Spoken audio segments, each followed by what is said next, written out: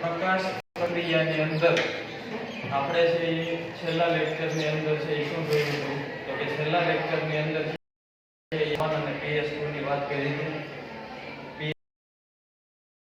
આ લેક્ચરની અંદર પ્રકાશ પ્રક્રિયાની અંદર આપણે જે બે પ્રક્રિયાનો અભ્યાસ કરવાનો છે એટલે કે આખો જે પ્રકાશ તબક્કો છે ને આ તબક્કાનો આપણે અભ્યાસ કરશું અને આ તબક્કાની અંદર આપણે જોવાનું છે ચક્રીય ફોટો ફોસ્ફોરાયલેશન અને બીજું આપણે જે જોવાનું છે અચક્રીય ફોટો ફોસ્ફોરાયલેશન. ચક્રીય ફોટો ફોસ્ફોરાયલેશન અને અચક્રીય ફોટો ફોસ્ફોરાયલેશન આપણને એક વસ્તુ ખબર છે કે પ્રકાશ પ્રક્રિયા છે ને એને આપણે બીજું નામ આપ્યું હતું. પ્રકાશ પ્રક્રિયાને આપણે બીજું નામ શું આપ્યું હતું? Photo phosphorylation. ફોસ્ફોરાયલેશન. તો ફોટો ફોસ્ફોરાયલેશન, ફોટો એટલે શું થાય? સૂર્યપ્રકાશ. શું કહીએ છીએ આપણે એને? સૂર્યપ્રકાશ. પણ ફોસ્ફોરાયલેશન એટલે શું? તો પ્રકાશ પ્રક્રિયાની અંદર છે એ આપણને બે વસ્તુનું નિર્માણ થતું જોવા મળે, એટીપી અને NADPH. તો એટીપી અને NADPH નું જે નિર્માણની પ્રક્રિયા છે એને આપણે શેની તરીકે ઓળખીએ છીએ? ફોટોફોસ્ફોરાયલેશન. તો ફોટોફોસ્ફોરાયલેશન ની વાત આપણે કરવાની છે તો પ્રકાશ પ્રક્રિયાની વાત કરવાની છે. તો પ્રકાશ પ્રક્રિયા છે એ બે પ્રકારે થાય છે, ચક્રીય સ્વરૂપે પણ થાય છે, અચક્રીય સ્વરૂપે પણ થાય. હવે આ ચક્રીય અચક્રીયની અંદર આપણે શા માટે એને ચક્રીય પ્રક્રિયા કહીએ છીએ અથવા શા માટે આપણે અચક્રીય પ્રક્રિયા તરીકે ઓળખીએ છીએ? તો એની અંદર બંનેની અંદર આપણને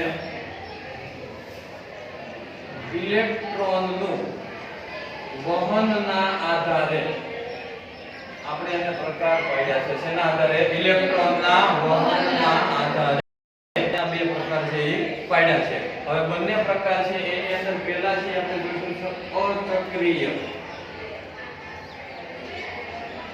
ફોટો ફોસ્ફોરાયલેશન.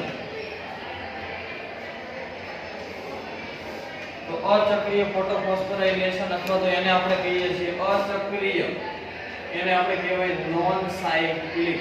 શેની તરીકે ઓળખીએ છીએ? Non cyclic. હવે નોન સાયક્લિક એટલે શું?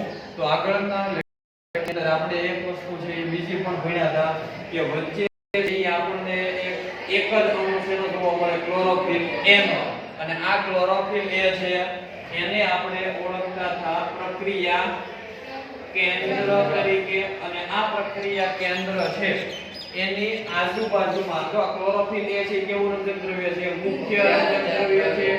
અને એની ફરતે બધા જે આવેલા છે એને આપણે કહેતા હતા સહાયક રંજક દ્રવ્ય.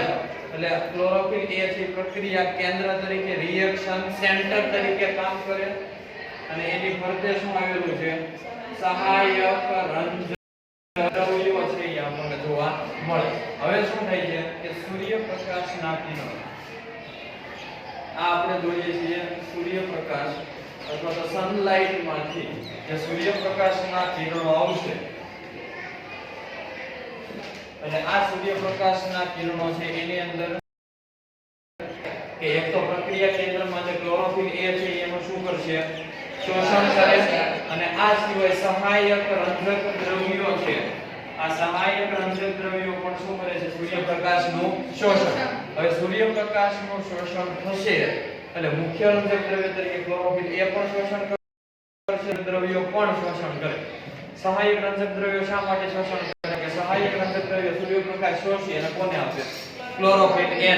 એટલે કે પ્રક્રિયા કેન્દ્ર રિએક્શન સેન્ટર સુધી પહોંચાડશે. હવે અહીંયા છે ને એક બીજી પ્રક્રિયા છે. એક તો અહીંયા પ્રકાશનું શોષણ થયું એટલા માટે આપણે એને ફોટો ફોસ્ફોરાયલેશન સૂર્યપ્રકાશના કિરણોનો ઉપયોગ કરીએ છીએ. બીજી પ્રક્રિયા શું થાય તો કે અહીંયા તાપમાન વધશે અને પાણીનો અણુ જે હશે અંદર આ પાણીના અણુ વિઘટન થાય અને પાણીના અણુનું વિઘટન થાય પ્રોટોનનો અણુ શું H+ શું થાય? છૂટો પડે. બીજું કે આની અંદરથી 1/2 O2 બનશે અડધો, એટલે કે એક જ ઓક્સિજન અણુ બનશે, બે O બને ત્યારે O2, પણ આપણે અહીંયા શું લખીએ છીએ 1/2 O2 પ્લસ અહીંયા મુક્ત થાય છે 2 ઇલેક્ટ્રોન. શું મુક્ત થાય છે? 2 ઇલેક્ટ્રોન. હવે આ જે આખી પ્રક્રિયા છે ને, આ પ્રક્રિયાને આપણે શું કહીએ છીએ? પાણીનું વિભાજન તરીકે ઓળખીએ છીએ, અથવા તો આને આપણે કહીએ છીએ ફોટોલાઇસિસ. શેની તરીકે ઓળખીએ છીએ? ફોટોલાઇસિસ. એટલે સૂર્યપ્રકાશના કિરણો દ્વારા પાણીનું વિભાજન થાય, એક પ્રોટોનનો અણુ બને, અડધો ઓક્સિજનનો અણુ બને અને બે ઇલેક્ટ્રોનના અણુ છે એ બનશે. એટલે ફોટોલાઇસિસ અથવા સ્પ્લિટિંગ ઓફ વોટર, પાણીના અણુનું શું થાય? વિભાજન, સ્પ્લિટ, છૂટું પાડવું. પાણીના અણુને છૂટું પડે છે. હવે આ પહેલા એક વસ્તુ બીજી કે હવે આમાંથી બે ઇલેક્ટ્રોન મુક્ત થયા. આ ઇલેક્ટ્રોન છે એ કોને મળશે? પ્રક્રિયા કેન્દ્રને. હવે પ્રક્રિયા કેન્દ્રને બે ઇલેક્ટ્રોન મળશે, અથવા તો જો અહીંયા આપણે બે પાણીના અણુ લઈએ, કેટલા લીધા? બે. તો અહીંયા પ્રોટોનના અણુ કેટલા મુક્ત થાય? 4. અને ઓક્સિજનનો 1/2 ની જગ્યાએ કેવો મુક્ત થાય? આ ઓક્સિજનનો અણુ અને બે ઇલેક્ટ્રોન ની જગ્યાએ કેટલા મુક્ત થાય? 4. તો જેટલા પાણીના અણુ લેશો એટલે એની સંખ્યા ડબલ થશે. હવે દાખલા તરીકે આપણે બે પાણીના અણુને મુક્ત કર્યા, સ્પ્લિટિંગ કર્યું, તો 4 ઇલેક્ટ્રોન મુક્ત થયા. આ 4 ઇલેક્ટ્રોન એ પાસે આવશે ને ક્લોરોફિલ એ છે એનું આગળ તરફ વહન કરશે. કેટલા ઇલેક્ટ્રોન મુક્ત થયા? 4 ઇલેક્ટ્રોન મુક્ત થયા. અને આ 4 ઇલેક્ટ્રોન PEA ને, PEA એટલે શું? છે પ્રાથમિક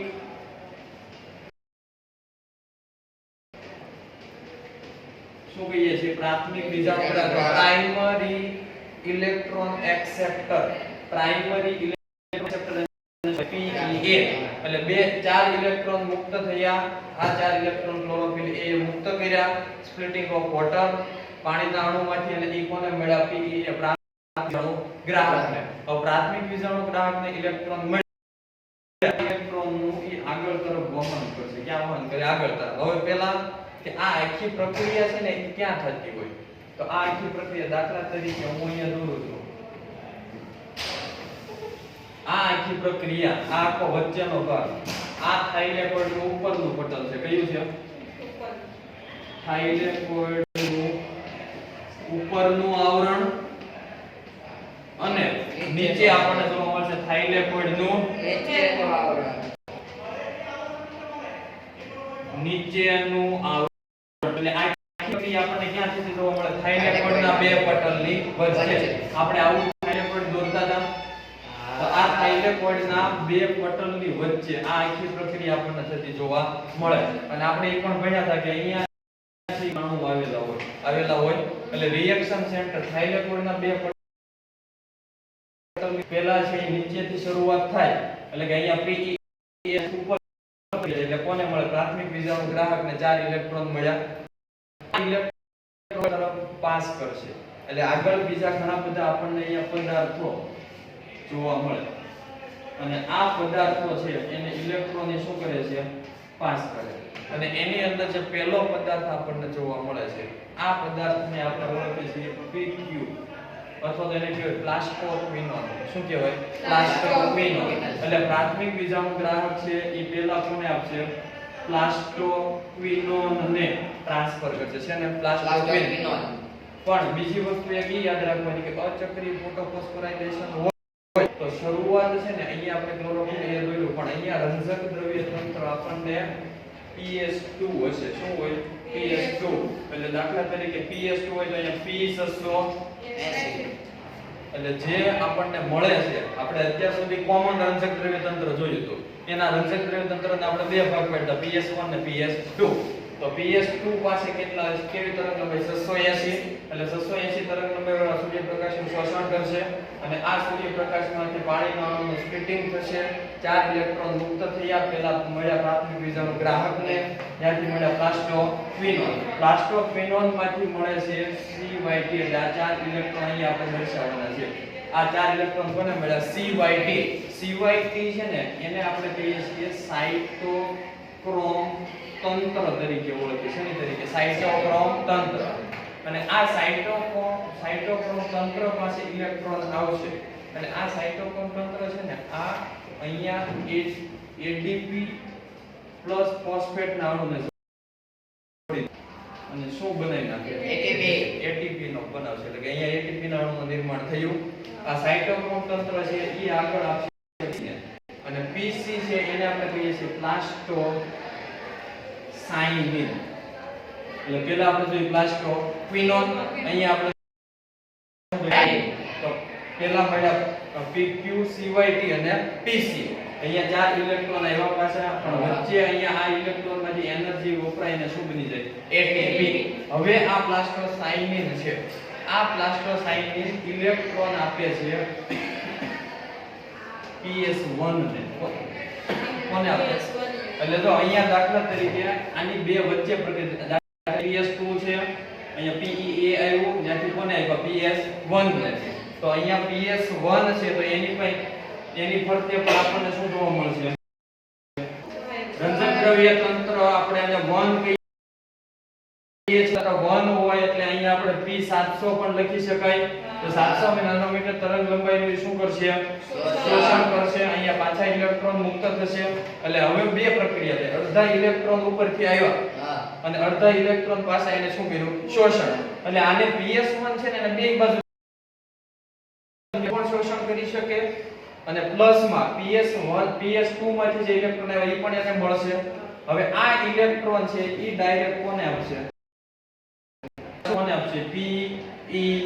PEA પ્રાઇમરી ઇલેક્ટ્રોન એક્સેપ્ટર ને આપશે બંનેની અંદર આપણે ઉપર લખ્યું હતું PEA આગળના લેક્ચરની અંદર રંજક દ્રવ્ય તંત્ર 1 2 જોઈને અંદર લખ્યું હતું છે કોને આપે PEA ને હવે PEA ને મળ્યા એટલે PEA ને છે એ અહીંયાથી આપણે છે શું કરવાનું છે કે PS1 અથવા તો P700 છે એમાંથી જે ઇલેક્ટ્રોન અહીંયા ચાર ઇલેક્ટ્રોન દાખલા તરીકે મુક્ત થઈ કોને મળ્યા PEA હવે આ PEA છે ઈ ઇલેક્ટ્રોન છે એ કોને આપશે તો અહીંયા એક દ્રવ્ય આવે છે FD કોને આપે FD અને FD છે એને આપણે કહીએ છીએ ફેરેડોક્સિન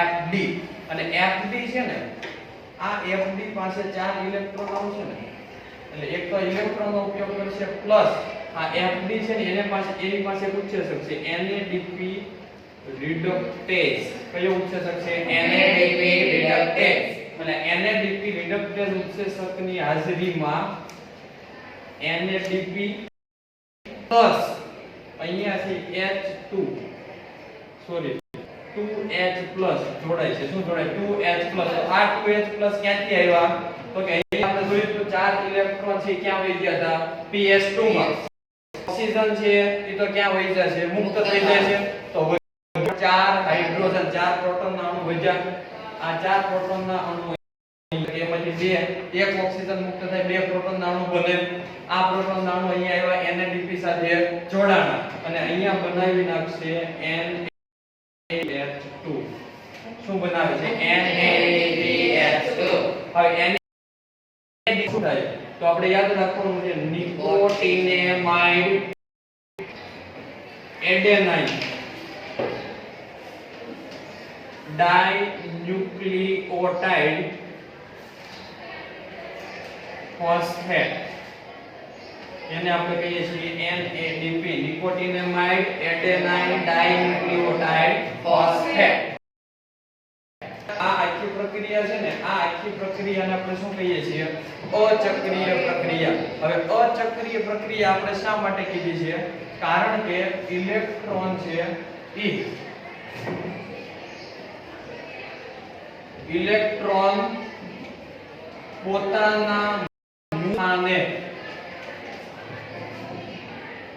પરત ફરતા નથી એટલે ઇલેક્ટ્રોનનું વહન તો અહીંયાથી શરૂ થયું P680 PS2 થી PS2 માંથી ઇલેક્ટ્રોન આવ્યો પ્રાથમિક એના પ્રાથમિક આ રંજક દ્રવ્ય તંત્ર 2 છે તો એના પ્રાથમિક વિષાણુ ગ્રાહક પાસે આવ્યા ત્યાંથી PQCYT અને PC દરમિયાન ATP બની ગયો વધ્યા ઇલેક્ટ્રોન કોને મળ્યા PS1 અને PS1 માંથી આવ્યા પ્રાથમિક વિષાણુ ગ્રાહક પાસે પાછા આ કોનો પ્રાથમિક વિષાણુ ગ્રાહક છે PS1 એની પાસે આવ્યા એમાંથી ફેરેડોક્સિન ને મળ્યા આ ફેરેડોક્સિન ઉત્સેચક છે NADP રિડક્ટેઝ આ રિડક્ટેઝ ઉત્સેચકની હાજરીમાં NADP પ્રોટોનના અહીંયાથી અણુ લીધા એની સાથે જોડાણા અને NADPH2 બની ગયું અને NADPH2 છે તો અહીંયા આપણને છે એ શક્તિ બે છે બને એટલે ઇલેક્ટ્રોન છે એ અહીંયાથી પોતાના મૂળ સ્થાને પાછા ફરતા નથી એટલા માટે આ પ્રકારનું જે ફોસ્ફોરાયલેશન છે એને આપણે કહીએ છીએ અચક્રીય અથવા તો એને આપણે નોન સાયક્લિક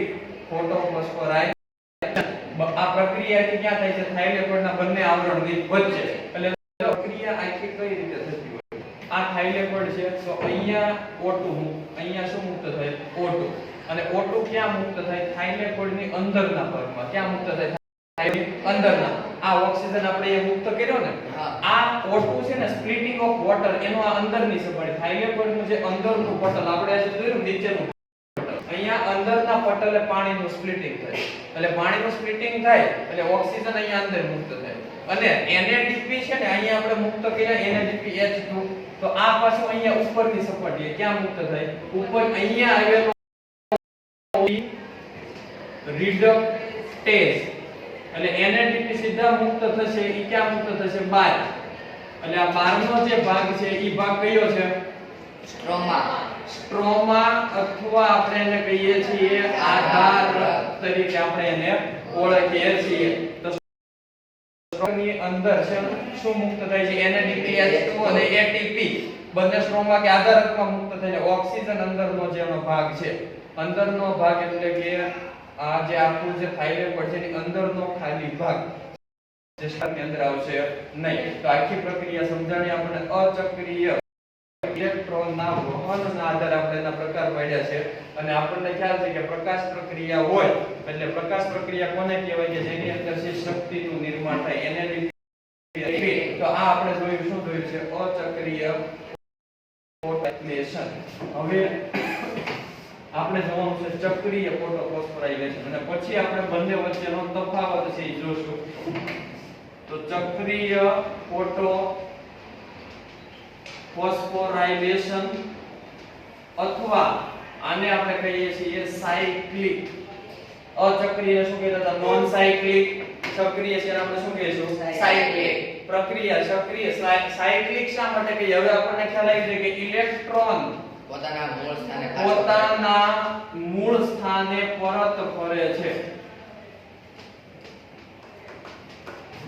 અને પોતાના મૂળ સ્થાને પરત ફરે તો એને આપણે કહીએ છીએ સક્રિય ફોટોફોસ્ફોરાયલેશન પણ બંને વચ્ચેનો તફાવત આપણે જોશું પણ આમાં છે ને ચક્રીય ફોટોફોસ્ફોરાયલેશન છે ને એ પણ થાઇલેકોઇડના બે પટલની વચ્ચે જ થાય પણ અહીંયા શરૂઆત એની થશે PS1 થી અચક્રીયની ક્યાંથી થતી હતી PS2 થી હવે PS1 થી થાય એટલે અહીંયા છે અહીંયા છે P700 હવે અહીંયા એની PS1 છે P700 છે એટલે એની ફરતે છે એ આપણને શું આવેલું જોવા મળશે સહાયક રંજક દ્રવ્ય અને વચ્ચેના ભાગમાં શું આવેલું છે મુખ્ય રંજક દ્રવ્ય તો બંનેની અંદર સેમ પ્રક્રિયા થશે સૂર્યપ્રકાશની હાજરીમાં અહીંયાથી જે ફોટોનના કિરણો છે આઘાત થતા હોય સીધા પર્ણ ઉપર પડશે પર્ણમાંથી ક્યાં આવશે હરિતકણમાંથી સીધા આવશે ક્લોરોફિલની અંદર અને ક્લોરોફિલની અંદર આવશે એટલે પ્રકાશનું શું કરશે શોષણ હવે પ્રકાશનું શોષણ થયું